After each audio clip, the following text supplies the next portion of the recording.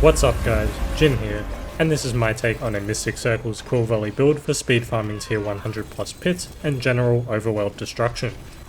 I apologise for any sound quality issues as I'm not at home at the moment. Now let's get into the build. For the skill tree, we're just going to put 2 in any basic skill, then come down to our core skills. We're going to take 5 into Quill Volley, and going for advantageous Quill Volley.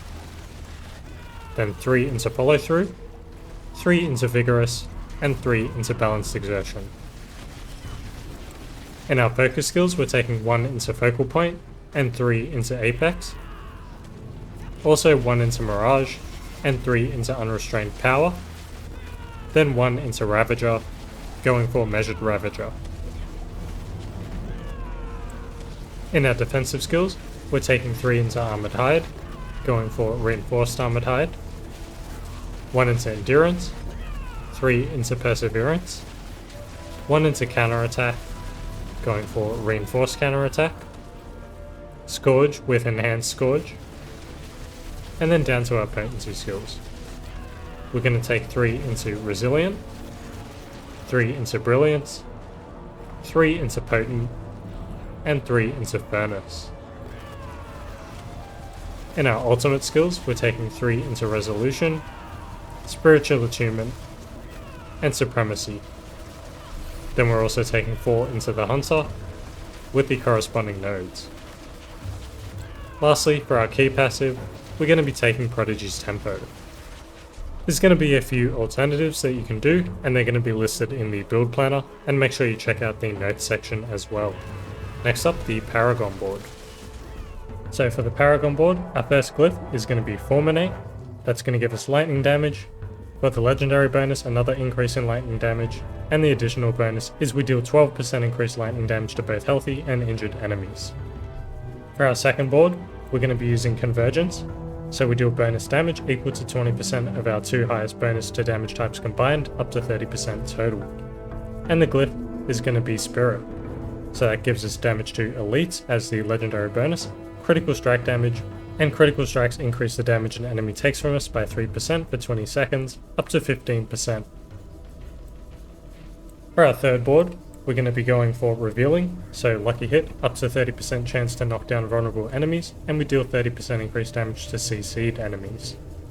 And the glyph, of course, Colossal, although there'll be some alternatives you can use here. So this is going to give us Gorilla damage, damage to close enemies as the legendary bonus, and we deal 2% increased damage for each stack of resolve we have. For our fourth board, we're going to be going for Sapping, so when we cast 3 Gorilla, Jaguar, Eagle or Centipede skills with the same spirit in a row, we restore 15% of our vigor and deal 30% increased damage for 5 seconds. The glyph is going to be Ritual, so that gives us a damage increase as a legendary bonus, and increased Mystic Circle potency. Also, while standing in a Mystic Circle, we deal 10% increased damage and take 10% reduced damage. And for our fifth and final board, we're taking Vicious Shield, so we deal 1% increased damage for each 3% of our max life we have as a barrier. And our glyph is going to be Talon, so that gives us a huge bonus to Eagle damage. We also get Lightning damage as the legendary bonus, and additionally our Eagle skills will deal 15% increased critical strike damage. So that's all for the Paragon Board. Next up we have the Mercenaries. We're going to be using Rahir as our primary mercenary, and we're going to be taking Shield Charge, Rahir's Guard, Provoke, and Mocking Lure. As for our secondary, our Reinforcement Mercenary, we're going to be taking Variana, and we're going to be using Earthbreaker, and I've attached it to Scourge.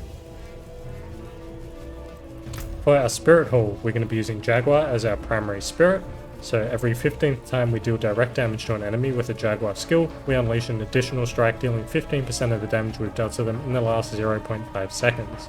And also all our skills are now Jaguar skills.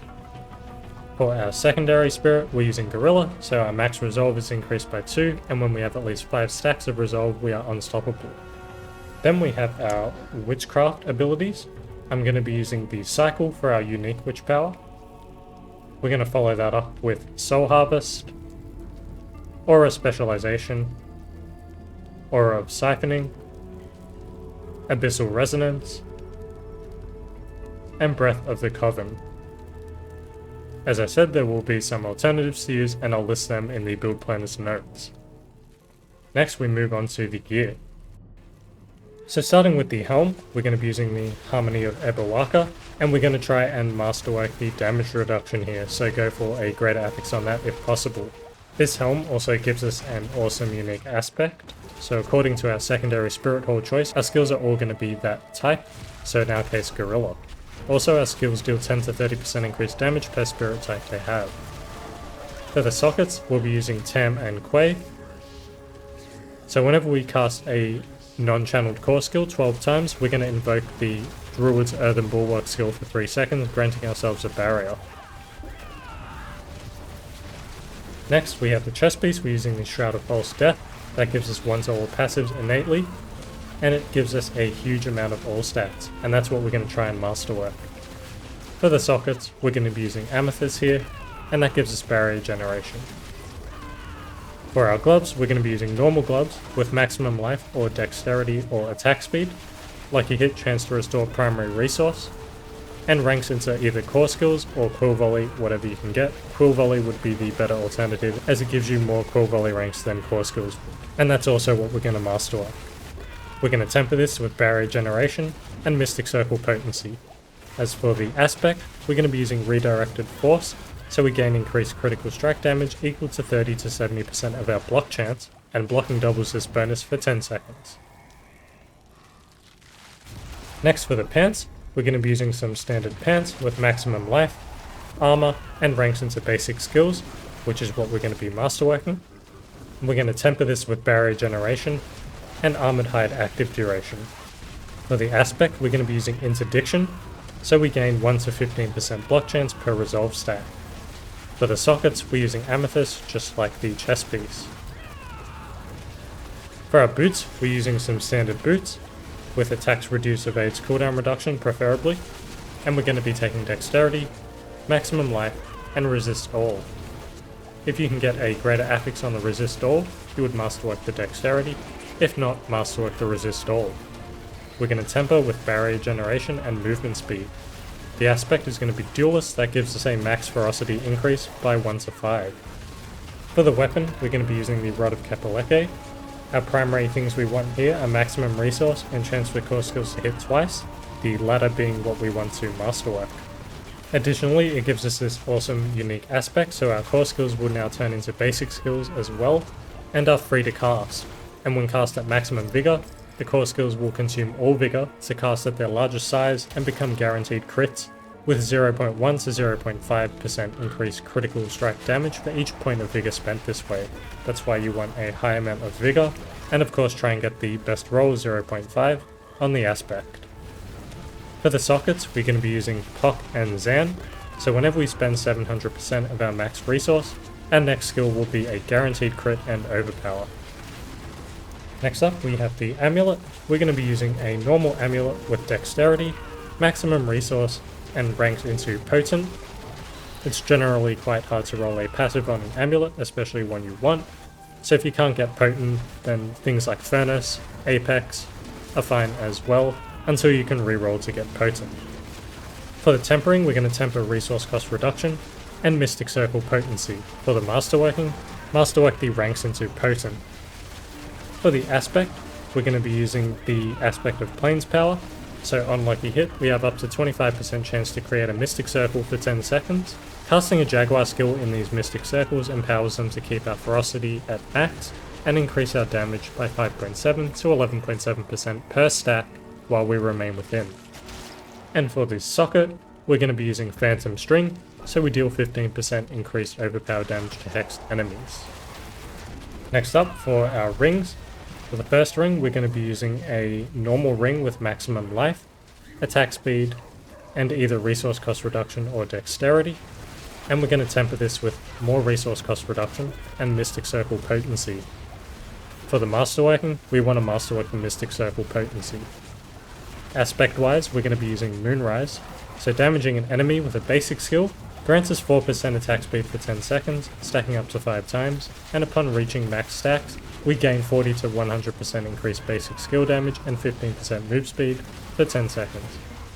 For the socket, we're going to be using Friend of the Bog, so while we have 3 or more growth and decay witch powers equipped, we gain 8% primary core stat, 10% max life, and unhindered.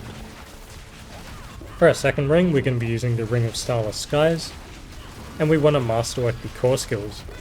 This also gives us a very valuable unique aspect, so spending our primary resource reduces the resource cost of our skills and increases our damage by 10% for 3 seconds, and that stacks to 50%. For the occult gem, we're going to be using the Dust Stone, so for each of our auras or hexes an enemy is afflicted with, they take 2.5% increased damage from us. So that wraps it up for the gear. As you can see, even though I haven't masterworked all of mine properly, it still works really well and can clear tier 100 plus pits, no problem. So thanks a lot for watching. If you learned something or enjoyed the video, please leave a like, subscribe, hit the notification bell, and leave a comment in the comment section if you want to. And if you're interested in more Season 7 builds, check out one of these videos. Bye!